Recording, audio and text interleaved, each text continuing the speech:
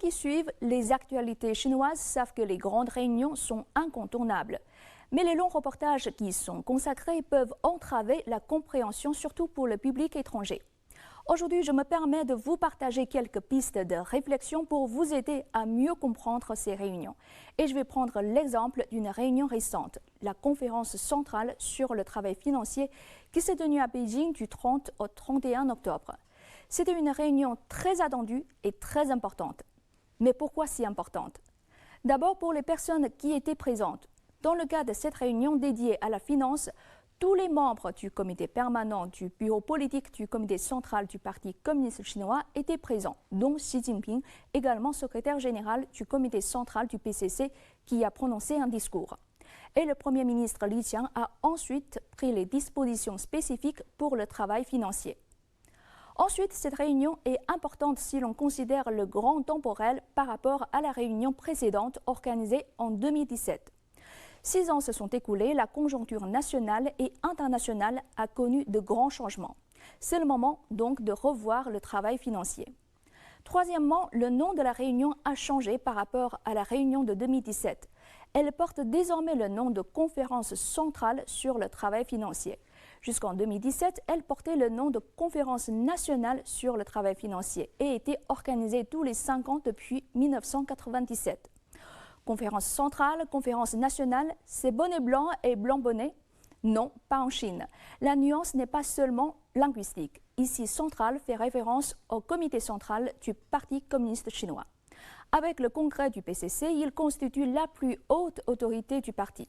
Entre les 2 sessions du congrès du PCC, le comité central dirige l'ensemble du travail du parti. Sur ce point, rentrons dans les détails de cette réunion au sujet de la finance.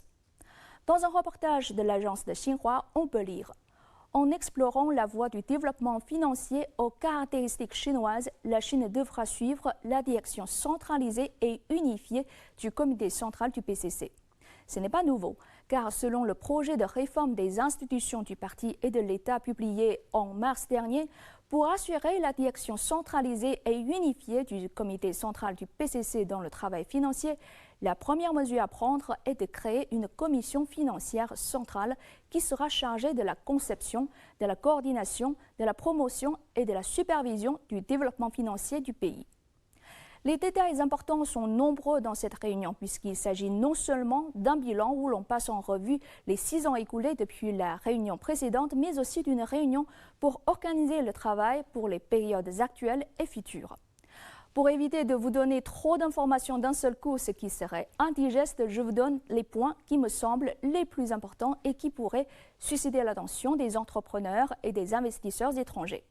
Et je reviens sur le reportage de l'agence de Xinhua dans lequel on peut lire « Davantage de ressources financières devraient être mobilisées pour soutenir les innovations scientifiques et technologiques, la fabrication de pointe, le développement vert, les micro, petites et moyennes entreprises. » Avec davantage de ressources financières, on peut attendre un nouveau cycle de développement dans les secteurs comme la fabrication de pointe, le développement vert, etc.